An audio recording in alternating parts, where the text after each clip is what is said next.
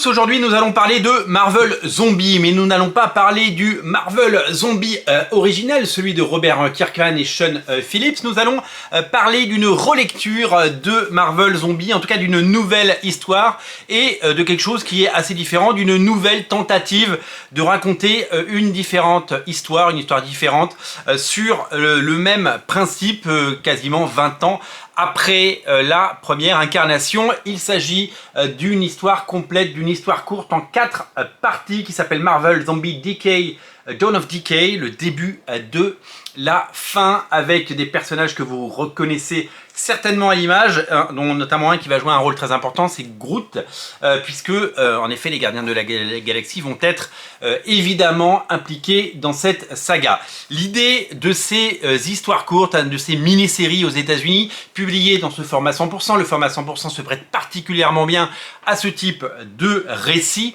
et bien c'est tout simplement de prolonger le plaisir pour ceux qui aiment évidemment les zombies et continuer à faire vivre la marque Marvel Zombie et fabriquer des histoires un peu faciles, des histoires faciles d'accès, j'entends, que vous pouvez prendre un petit peu sans avoir la charge mentale de la continuité.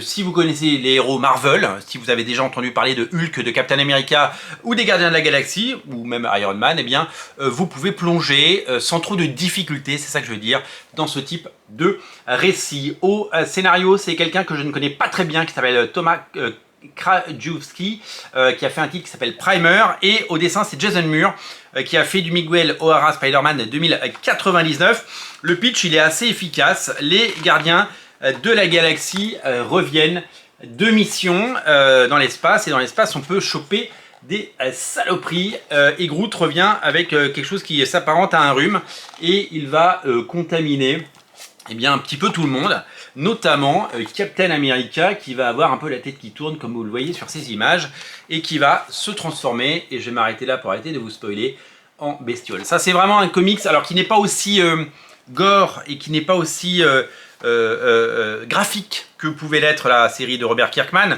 On est sur quelque chose de beaucoup plus grand public que vous pouvez certainement mettre entre les mains des plus jeunes, ce qui est plutôt rassurant s'il y a cette envie de zombie. C'est une série qui va accompagner, vous le savez, la série Disney+ Marvel Zombie, qui je crois arrive pour Halloween. Elle arrivera plus tard dans l'année.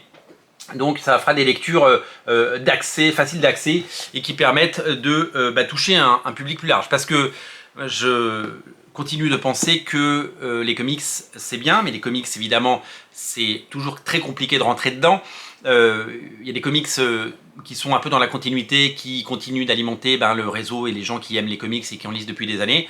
Et puis il y a des gens qui achètent des comics un peu plus grand public, des choses qui sont peut-être un tout petit peu moins compliquées à appréhender et beaucoup plus faciles d'accès surtout. Donc voilà, c'est typiquement ce genre de projet. En tout cas, si vous êtes en manque de Marvel Zombie et de chair fraîche, sachez que ce nouveau tome est disponible en 100%. Je le redis, cette collection elle est absolument parfaite pour ce type de récit qui trouve tout à fait leur place.